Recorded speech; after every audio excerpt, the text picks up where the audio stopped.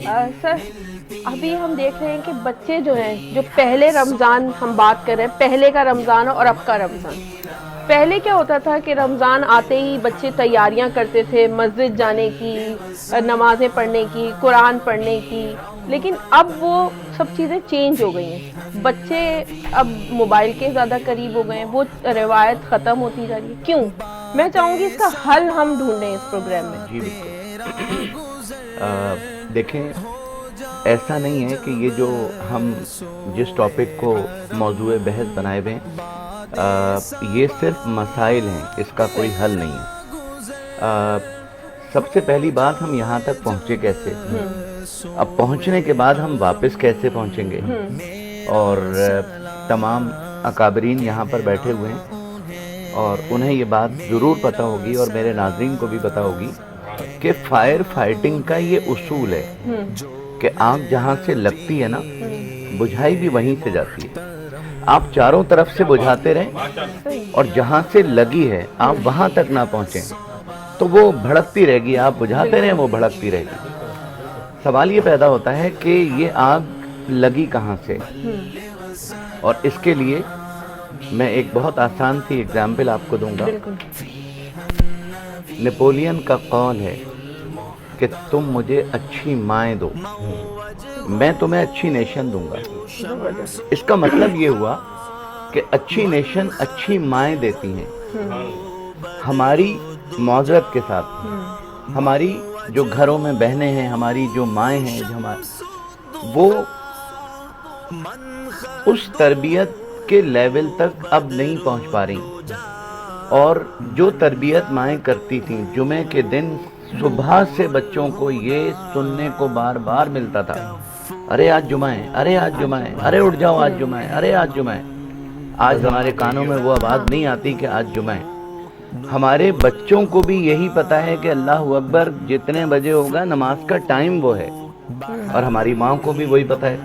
ہمارے بچے بھی موبائل پہ لگے ہوئے ہیں اور معزز کے ساتھ ہماری خواتین، ہماری بہنیں، ہماری مائیں بھی موبائل پر ہی لگی ہوئی ہیں. بچہ اگر روتا ہے تو اس کو بھی چپ کرانے کے لیے موبائل ہی دیا جاتا ہے.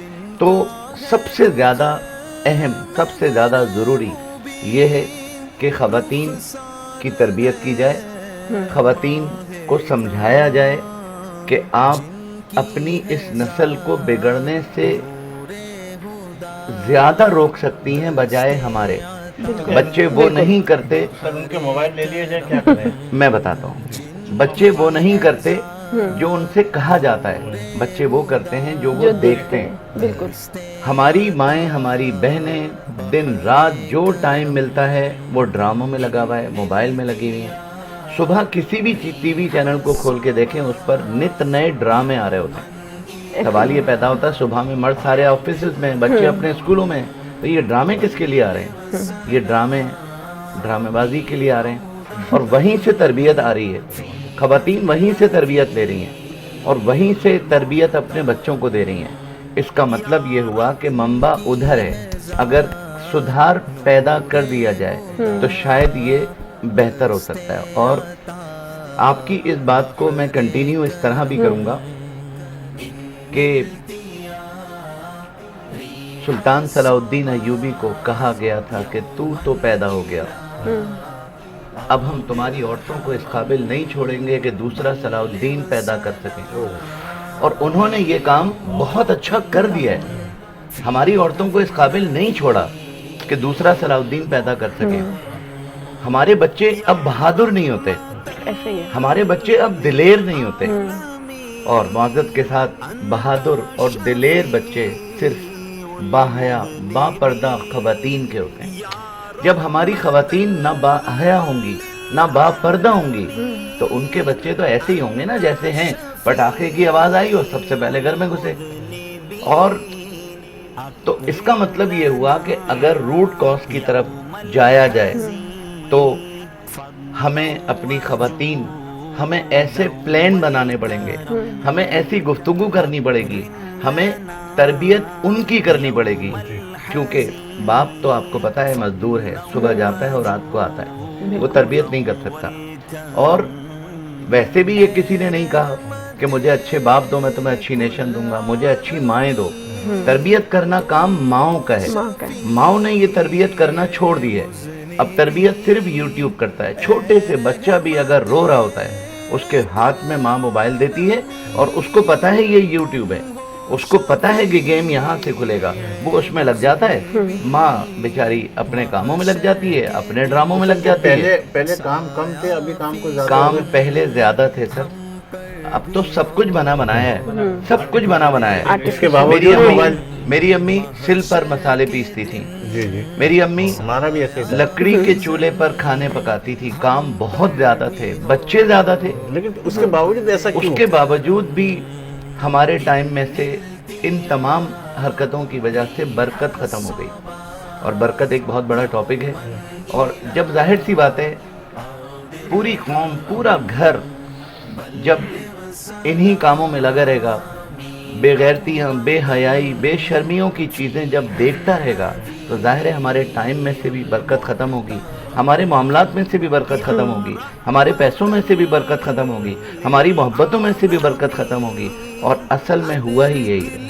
تو میری دست بدستہ گزارش ہے اپنی گھر میں بیٹھی ہوئی اپنی بہنوں سے, اپنی ماں سے, کہ خدارا ابھی بات اس نہج تک نہیں آئی ہے, ابھی معاملہ اتنا آگے نہیں بڑھا ہے, ابھی ہاتھوں سے معاملات اتنے نکلے نہیں ہیں. خدارا ہوشوں میں آ جائیں, اپنی چیزوں پر واپس آ جائیں.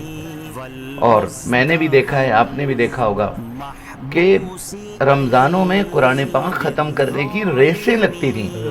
خواتین کہتی تھی میرے 4 ختم ہو گئے, وہ بھاوج کہتی تھی میرے تو 8 ختم ہو گئے. پھر وہ نن سوچتی تھی یار میرے تو ابھی 2 ہی ہوئے. اب تو کوئی ایک دوسرے کو معلوم بھی اب نہیں کوئی کر ایک رہا. دوسرے کو پوچھتا بھی نہیں ہے, معلوم بھی نہیں ہے. اگر قرآن پاک پڑھنا بھی ہے تو وہ بھی موبائل سے ہی پڑھنا ہے, قرآن پاک کو ہاتھ بھی نہیں لگانا.